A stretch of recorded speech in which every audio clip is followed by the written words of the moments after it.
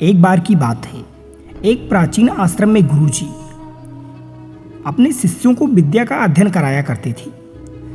एक दिन उन्होंने शिष्यों को समझाया कि सभी चीज़ों में भगवान का वास होता है और भगवान हम सब में विराजमान है, अतः हमें सभी को नमस्कार करना चाहिए। एक दिन गुरु की आज्ञा के अनुसार एक शिष्य यज्ञ के लिए सामग्री लेने जंगल में गया। तभी वहां अचानक से बहुत जोर से शोर मचा, यहां से भागो, एक हाथी पागल हो गया है, वह लोगों को मार रहा है। यह सुनकर वहां उपस्थित सभी लोग भाग गए, लेकिन वह शिष्य नहीं भागा। उसे अपने गुरुजी के कथन पर विश्वास था कि हाथी भी भगवान है, अतः भागने का क्या काम। वह वहीं खड़ा रहा और जैसे ही हाथी नजदीक आया उसने उसे प्रणाम किया। यह सब देखकर महावत जोर जोर से चिल्लाया, भागो भागो, लेकिन वह वहां से टस से मस नहीं हुआ। और जैसे ही हाथी उसके समीप पहुंचा उसने उसे अपनी सूंड में लपेटा और पास की झाड़ी में फेंक दिया। इतना होते ही शिष्य मूर्छित होकर गिर गया। जैसे तैसे गुरुजी के पास यह समाचार पहुंचा। गुरुजी अपने अन्य शिष्यों के साथ घटना स्थल पर पहुंचे और उसे उठाकर अपने आश्रम ले आए।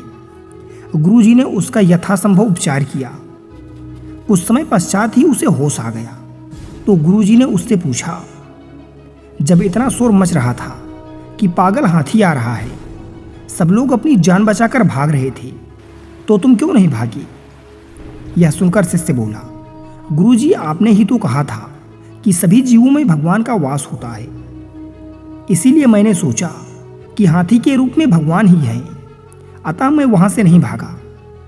यह सुनकर गुरुजी बोले, पुत्र, यह ठीक है कि हाथी रूपी भगवान आ रहे थे, लेकिन यह भी तो ठीक था कि महावत रूपी भगवान ने तुम्हें वहां से भाग जाने को कहा था।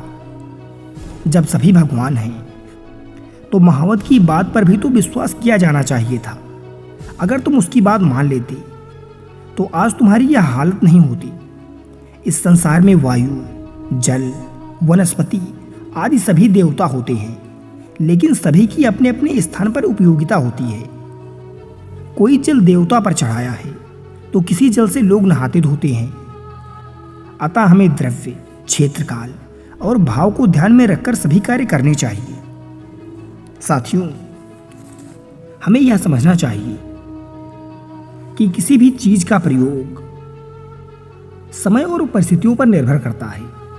अतः हमें भविष्य में कोई भी महत्वपूर्ण कदम परिस्थितियों के प्रवाह को समझकर ही उठाना चाहिए, अन्यथा हम खतरे में ही पड़ते हैं। धन्यवाद।